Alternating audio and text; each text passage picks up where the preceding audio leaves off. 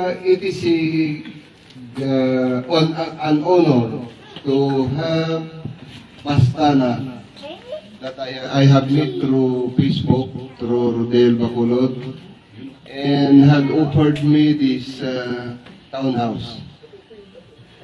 Medyo nagandahan talaga ako sa kuan. Although there were problems naman na nangyari, normal yun sa pagbili nga.